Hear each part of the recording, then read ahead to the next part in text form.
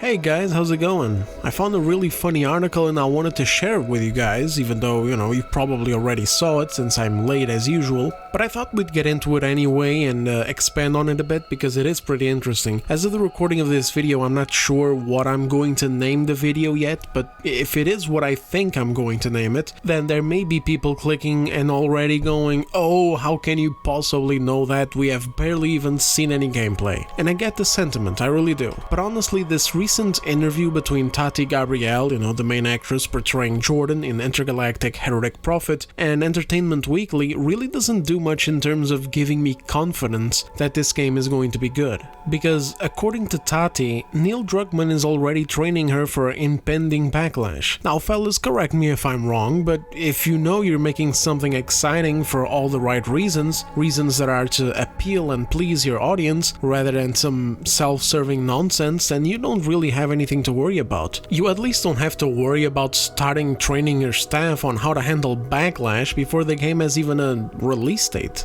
Let's read the relevant bits of the interview. Now, speaking to Entertainment Weekly as part of promotion of The Last of Us Season 2, Gabrielle revealed Druckmann's preparation as she begins life as not just a movie and TV star, but a video game star. Do we even have video game stars? Do we really care about this stuff? I mean, I know that we have, for example, Troy Baker and Nolan North. They're very well known because they got cast in so many things, but I think we care more about game directors and developers. For example, we care more about people like Chris Avellone, Hideo Kojima, etc. when we know that they do good work or consistent work at least, unless of course they fall off. I don't think we have video game stars the way that they have it on TV, where now she's probably going to be like, oh my god, Tati Gabrielle, she played the bald woman in The Last of Us 2, oh my god. I don't think we do that in the games industry. I mean, if your character is really good and really beloved, and you are the actor behind the character, you're probably going to get a bit of recognition out of it, but I don't think it's in the same degree at all, and it takes a really special game for it. Games that aren't probably expecting so much backlash that they need to put their actors to training. But anyway, let's continue. Neil's been bootcamping me, she said. I know Troy's experience, I know Ashley's experience, I know Laura Bailey's experience. As EW pointed out, Bailey endured online hate simply because she played the character Abby, who kills Joel. Gabrielle has also received racist and misogynistic online hate following the Intergalactic The Heretic Prophet reveal trailer, she said. I got a lot of love, but there was a lot of hate over me being a woman of color, me having my head shaved, all these things that I didn't even initially see. I'm out of the social media zeitgeist for that reason. Bullshit, by the way. But once I did, Neil was like, ignore it. No matter what, me and you, we're gonna make something beautiful. We're gonna make something that we're proud of.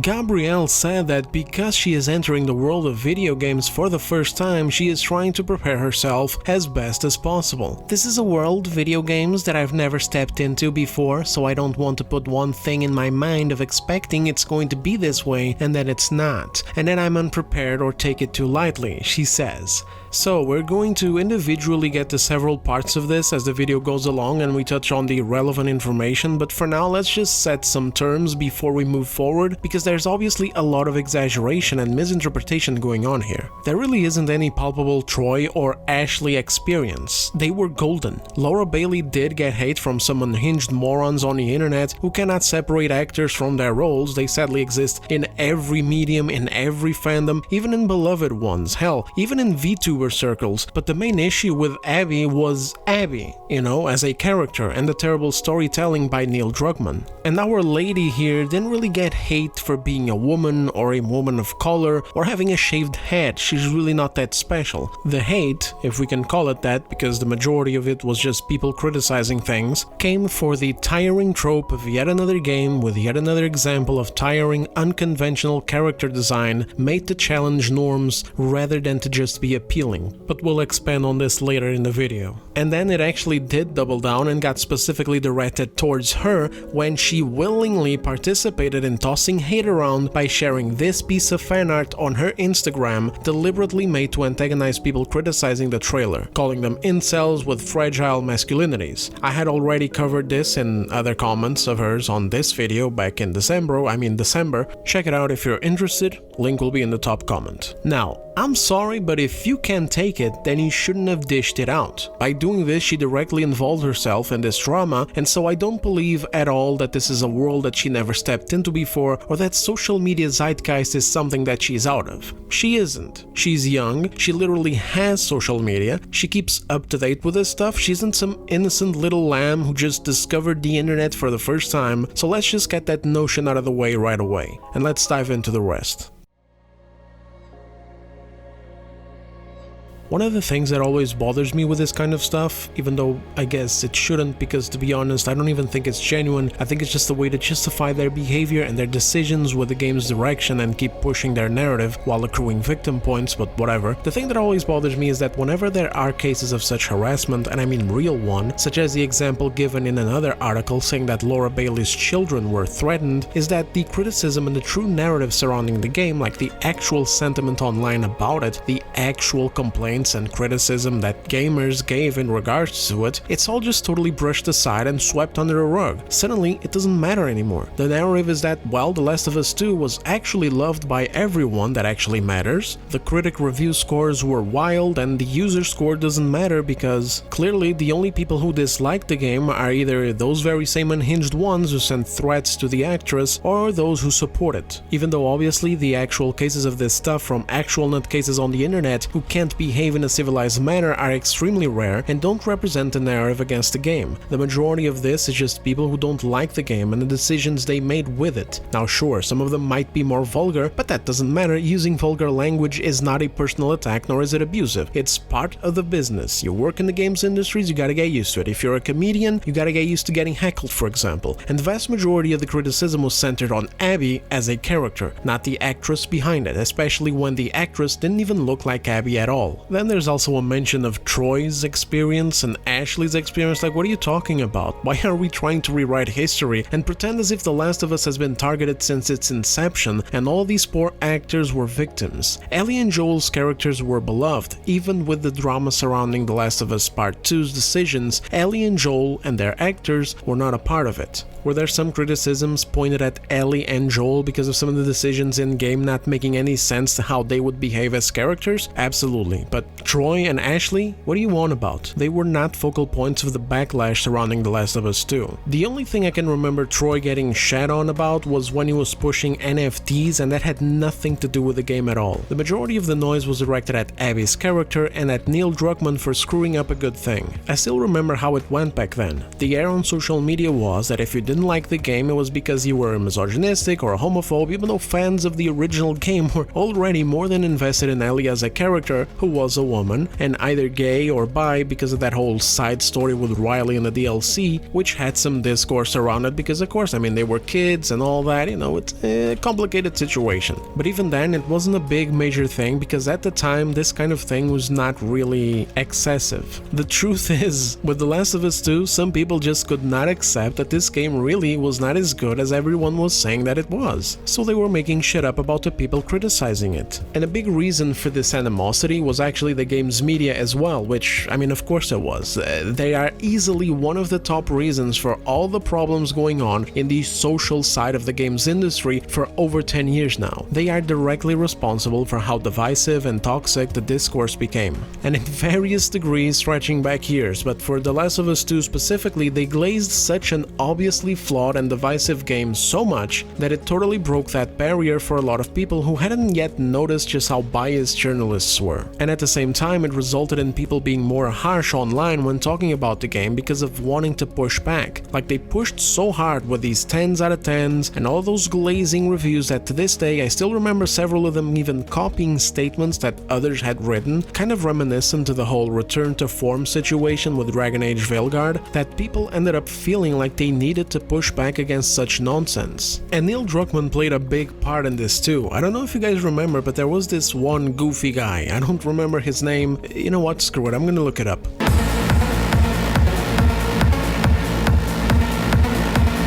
Ah yes, Jeff Kanata, and here's what he said. In a medium where everything is John Wick, The Last of Us Part 2 is Schindler's List. And just like that film, there were times when I wasn't sure I could keep going. It is a relentless emotional assault that I suspect will force even the most jaded gamer to feel empathy.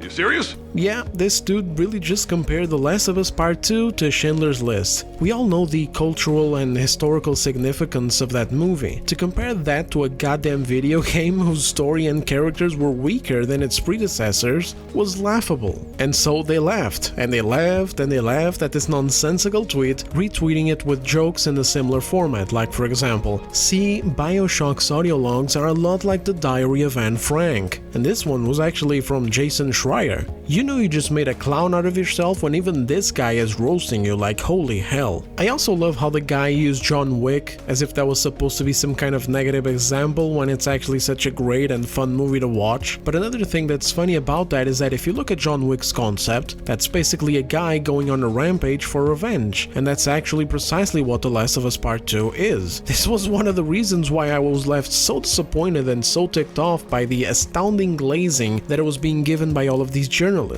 The first game was a goddamn journey. It was all about forming bonds with characters and putting those characters in tough spots throughout the story, including meeting other characters along the way and forming bonds with them, or clashing with them in often very brutal and dehumanizing ways. One of my favorite and most memorable ones is the one that wasn't even in the game. It was that Ike guy who left notes across some locations telling a very brutal story. The second one was really just Revenge the Game, with loads of annoying forceful bits that you could see the developers desperately trying to get you to care about, like for example all of these pregnant women you have to take out, or the dog, and so on and so forth, and then by the end you don't even get to take revenge. So honestly, in an industry where everything is John Wick, The Last of Us 2 couldn't even live up to be John Wick. I mean, don't get me wrong, the game has its positives of course, the combat is very satisfying, it's not very flashy or fast or anything like that, but I do like the brutality of it and the way that enemies react to violence inflicted on them. It was actually an insanely graphic game, which is surprising because there's such a huge pushback against graphic violence from, let's say, a bit too left-leaning sources in the industry. It's part of the pattern where increasingly more modern AAA games are cutting back on blood or dismemberment, but The Last of Us Part 2 actually went all out with it. But anyway, sorry, I digress. Let's get back to our boy Neil Druckmann. He was mad as hell that Twitter was filled with people laughing their asses off at that ridiculous tweet comparing his game to a cinematic icon. If I'm not mistaken, he even retweeted it. He coped and seethed hard, coming out with all due respect, I find these kinds of ironic jokes to be unproductive at best. We can do better with critical discourse, especially by those of us with thousands of followers, and especially about sensitive subject matter.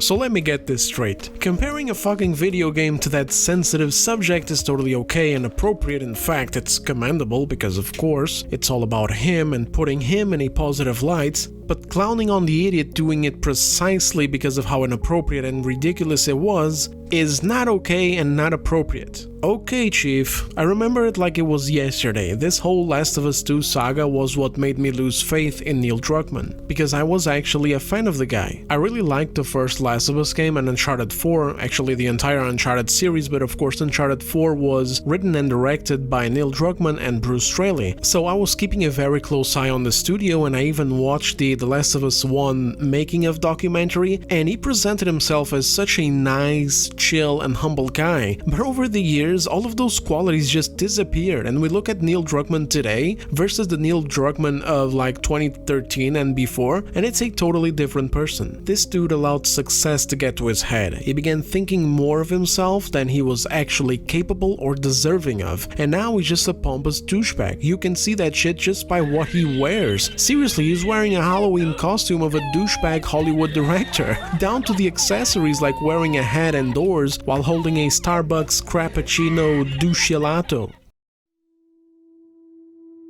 Anyway, where was I before that section of the video turned into the roast of Neil Cuckman? Oh yeah, the twisted narrative. So that's what annoys me when stuff like this comes up. Things get split into these two fields. You're either a fan of the game or you're a hater, and that weird unhinged excessive hate that actually crosses a line and gets personal, stuff that comes from an obviously tiny minority of crazies on the internet, is all that will be acknowledged as far as negative things go. Hell, recently even did this internal interview thing with another big industry guy, Alex Garland, who has worked on some pretty cool stuff, you know, my favorite being 28 Days Later, though that's from 22 years ago, so who knows whether he's still goated or not. One way or another, in the interview, Druckmann acknowledges that there's some people out there who really hated some of the decisions made in The Last of Us 2, to which Alex Garland responds with, it's funny, it's like I joke about this with the team. It's like, oh, we made a game with The Last of Us 2, we made certain creative decisions. That got us a lot of hate.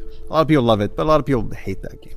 Who gives a shit? Sadly, this is the only clip I could grab of it without downloading the whole thing, which often I have troubles with, but Druckmann follows that up with, exactly. Like, yeah, sure, who gives a shit about what your paying customers say? On Monday, it's, who gives a shit? And then on Tuesday, it's, we are boot camping our actress for all of the hate that she is about to receive, because we have decidedly abandoned the common sense approach of making a game that our audience would actually enjoy, and are instead going to make design, narrative, and direction decisions that go directly against them. Correct me if I'm wrong, but something isn't clicking here. I have no idea what these two are on about, but something that they need to understand about the games industry, since it seems that Druckmann has forgotten since getting the HBO contracts, and especially with a situation like what happened with The Last of Us 2, it's that if you have a franchise and you make the first game and everybody loved it, and then you make the second and it's divided as hell with a bunch of people noticing a steep drop of quality in the writing and storytelling, plus questionable decisions made with it, you need to give a shit and course correct, otherwise people are not going to be there for your next game. And gaming isn't as easy as movies, where a random meh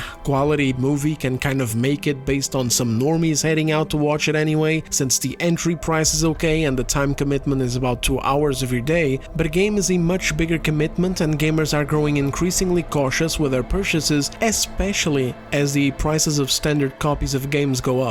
But we do see throughout these articles and interviews that this is precisely the kind of view that Neil Druckmann has adopted for his work. Again, there's that line towards the actress, ignore it. No matter what, me and you, we're gonna make something beautiful. We're going to make something that we're proud of.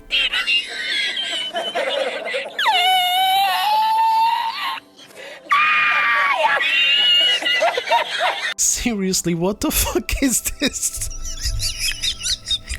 Are you boot camping me or are you grooming me? What the f***?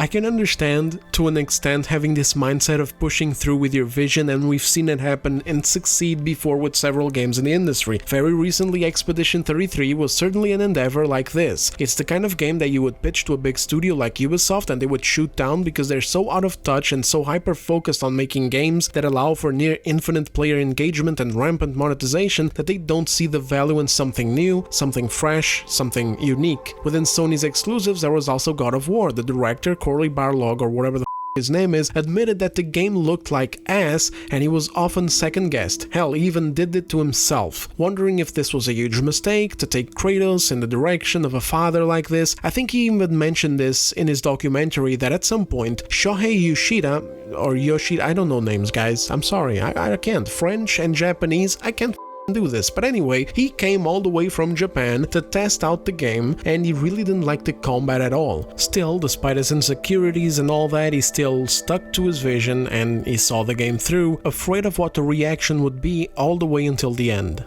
Persevering in these cases worked. Same with Death Stranding, such a unique game with such a hard-to-sell premise and one that, despite having been successful, will always be unappealing to some people. But in Druckmann's case, he just doesn't have the sauce necessary to pull through, nor is he in the same context as these other directors, because in Druckmann's case, he already tried something different and the result was chaotic. The Last of Us 2 may not have flopped because it had the huge hype from the first game and Naughty Dog's impeccable reputation reputation running behind it. But now this isn't there anymore. The previous game was very divisive, and since then all they've done was look like clowns remaking a remaster of the first game and then remastering a brand new game from 2020 that had already been updated for the PS5 1 year later. And then, just a few weeks ago, bundling both of those two together and re-releasing them again at $120. Like, damn, people complained about Skyrim, and Skyrim is the re-release meme, but shit, this is not even comparable. The 2016 Special Edition version brought it to the PS4 and Xbox One consoles, where it was straight up not available, and dearly missed. Like, I speak for myself and many. I sold my 360 to afford my PS4, and my laptop at the time couldn't run Skyrim anymore. I was ravenous for that re-release. I pre-ordered it, I got it in the mail, popped the disc onto my PS4, and people only ever heard of me again after 6 months. Then the anniversary editions added all the Creation Club content. The upgrade cost $20 and a new copy of the game cost $50. I'm sorry fellas, but this was a good ass deal. There's a lot of garbage on the Creation Club, don't get me wrong, but some were actually fantastic additions that feel like they've always belonged. Meanwhile, Naughty Dog couldn't even fulfill their promise of having the multiplayer mode up and running for all these remasters, remakes, and re-releases that they've done. Again, totally incomparable situations in my humble Skyrim Nord opinion. So basically, Naughty Dog's reputation is no longer what it used to be back in 2020. Hell, even the HBO show isn't helping in that regard, with the clown show that it has turned into in Season 2. I mean, fellas, don't get me wrong, the Bella Ramsey memes have been incredible, damn near bringing tears to my eyes over the past few weeks. But yeah, the show is totally cooked. If there's someone that, she should have mentioned, it's not, Troy or Ashley, it's Bella.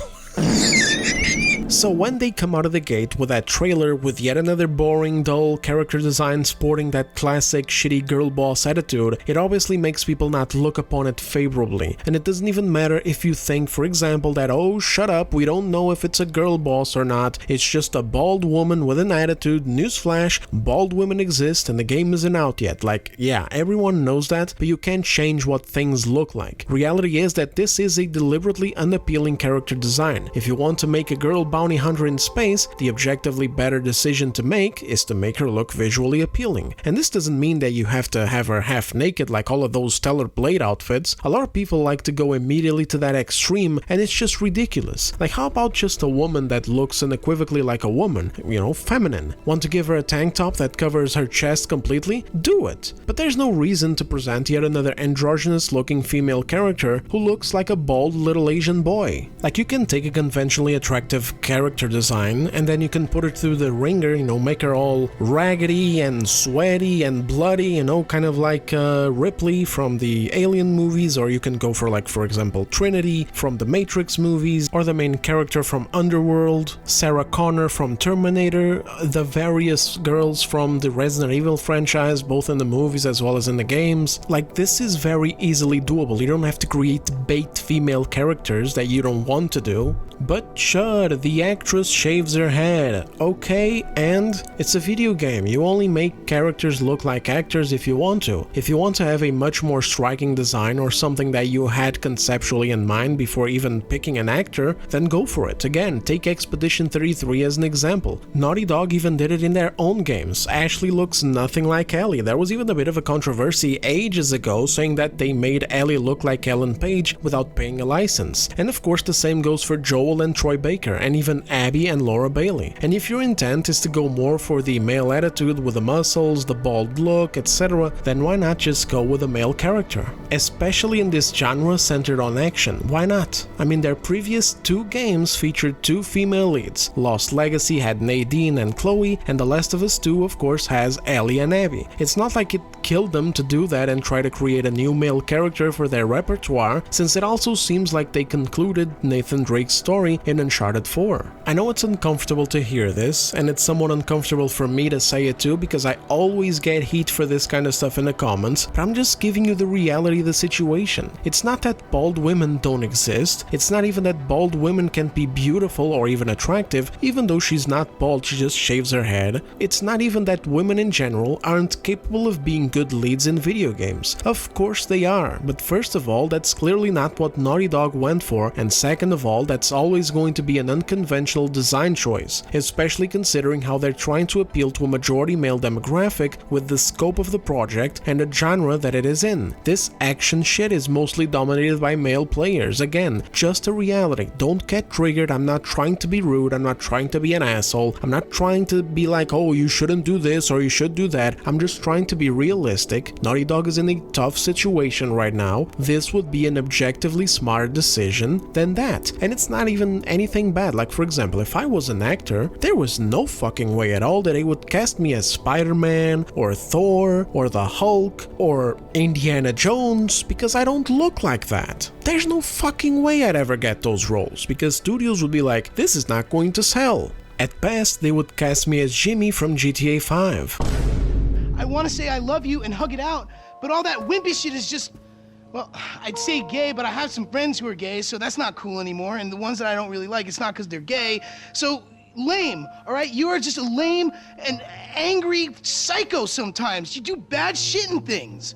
But yeah, I already know that this is going to piss some people off, even though I'm not really genuinely trying to, especially because there's a point that I'm trying to get to, which is that unconventional design choices can be a problem, especially right now where, for the past few years, the majority of what we've been seeing in Western AAA games is unconventional design choices. People are getting tired of it. People are getting especially sick of the narratives that usually come attached to them, such as calling attractive female characters a bad thing because of harmful or unrealistic beauty standards. It's just tiring. Like, stop, please. Stop trying to convince us that most women look ugly or bald or androgynous, and therefore, if we do pleasant character designs, it's unrealistic and harmful for society. Stop trying to convince us that female gamers want to play as Concord characters rather than good-looking characters. Stop trying to convince us that it's more important for people to see themselves in video games when that concept doesn't even work, because nobody is seeing themselves in video games. The character is the character. I'm not seeing myself in some random... You think I see myself in the Doom guy or in Clive from Final Fantasy 16 or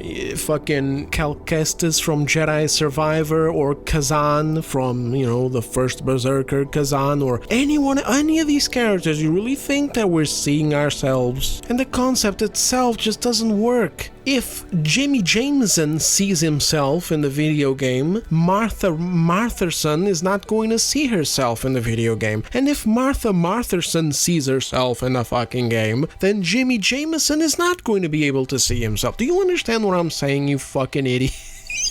I'm sorry, guys, it's just so ridiculous, so heavily drenched in narcissism. Jesus. These people will be like, oh, I don't understand gaming, I don't want to step on anyone's toe, I don't want to expect things that I shouldn't expect, but then at the same time it's like, I think it's important that we should see ourselves. And then as far as with non-binary and transgender, I hope that we just start seeing that the future is here whether we like it or not. We need to not just accept it, but embrace it.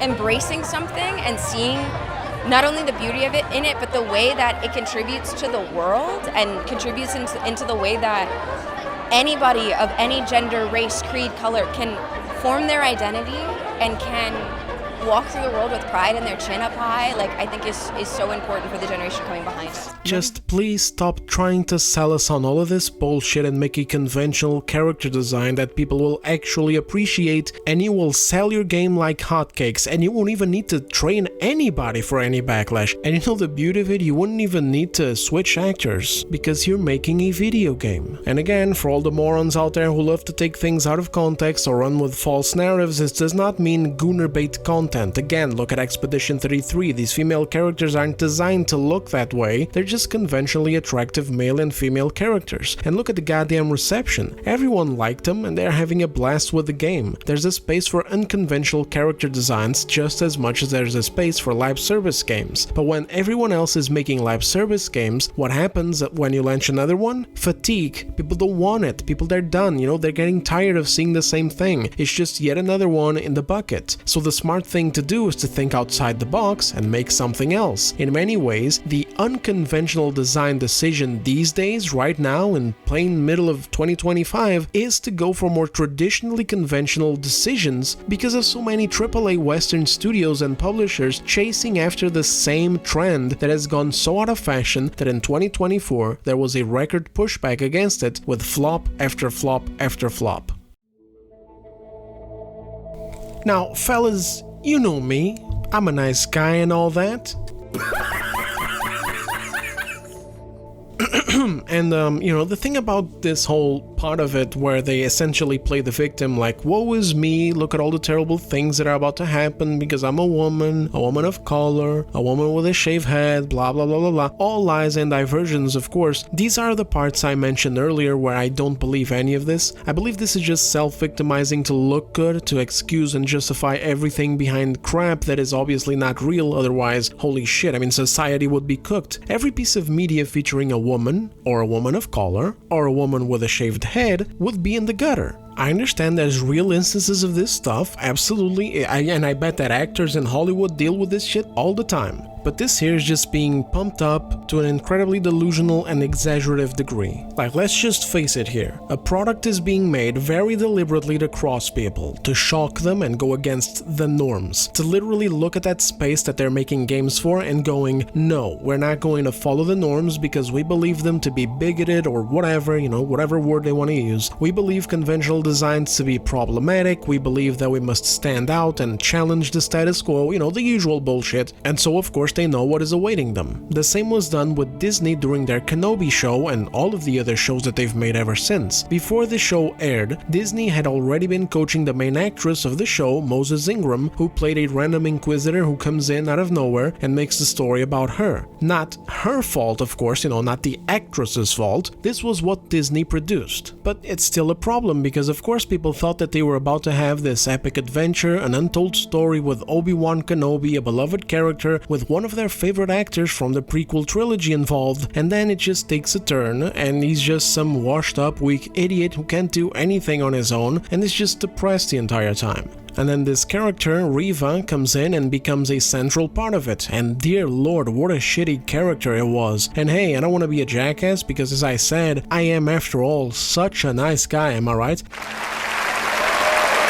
But wow, the acting was abysmal. It's like they directed her to be as loud and obnoxious and annoying as possible. So Disney set it up and pre-trained her for all the hate that she was going to get. And then coincidentally, of course, she got that hate. Some really bad messages in the mix as well that she showed in an Instagram video or whatever the next couple of days. Disney used all of this to justify every terrible decision, and I'm not gonna lie to you guys, I find it very suspicious and dirty. There's no telling that it wasn't Disney themselves that sent those primary awful messages to begin with through some random asshole online. This has been Disney's strategy the entire time. They make terrible shows using beloved IPs, and then, with the help of the excess media, of course, they lie about hate campaigns online being the reason why they failed. Once again, similar structure to what happened with The Last of Us 2's narrative, where the product was actually great and amazing, and the only legitimate people worth listening to were the ones praising it, and of course the excess media giving it 10s. The others were just haters. There is no valuable criticism in between to be taken into account. This has continued on with other notable shows such as Ahsoka and The Acolyte, and not just Star Wars either, also Disney movies, Marvel shows, Indiana Jones, Doctor Who, so on and so forth. This is obviously terrible conduct that has landed Disney in hot water with flop after flop, and this is precisely the same shit that this thing here, this whole article, is reminiscent of. Preparing the actress for online hate, then taking a random example of it that's, a dime a dozen because duh, it's the internet. It's been this way for decades. There's always going to be an unhinged weirdo leaving fucked up comments on social media or YouTube, and if they can't find one, they can just go ahead and fabricate one themselves. Then just paint the same narrative, Intergalactic is actually a great success, it's a beloved game, it's a 10 out of 10, look at all the bought and paid for excess media reviews. Clearly the rest of it is just hate and vitriol from fans online who are obviously ists and phobes against women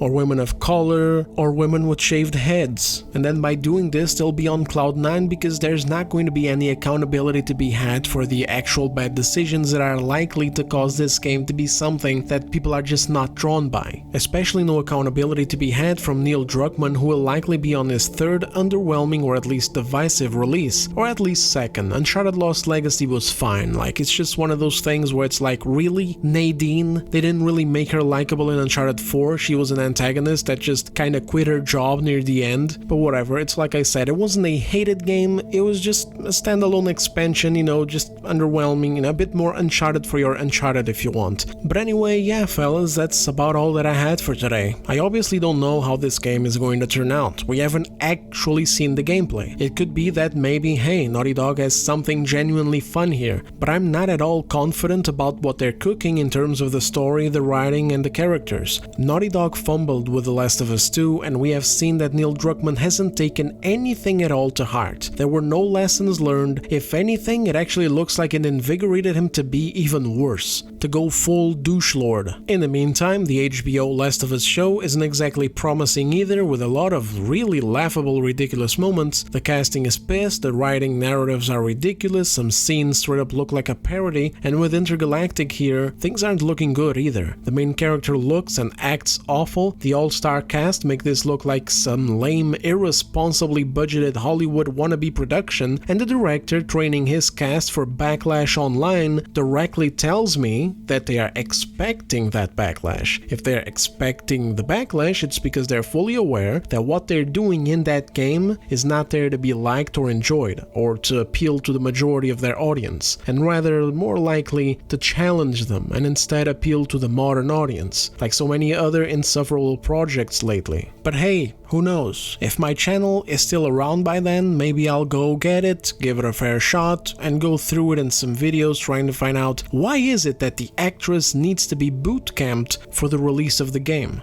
In closing, all I'll say is this: if you look around at the industry and you don't find other studios having to bootcamp their actors or staff when they're making games in the same genres, if you look around and you don't find other games that feature female characters or characters of color going through the same issues, maybe the problem isn't with gamers, maybe the problem is with you and other studios doing the same shit, like Ubisoft with Assassin's Creed Shadows for example, coming out of the gate immediately labeling criticism as racism while totally ignoring everyone talking about the things that they would later delay the game to go and try to repair while apologizing to Japan for it. Anyway, thank you very much for watching guys. Trust me, this was meant to be way shorter, like I just wanted to cover the article, but I can't help myself. Do leave the video a like if you enjoyed it, subscribe if you're new, and I will see you guys on the next one. Take care.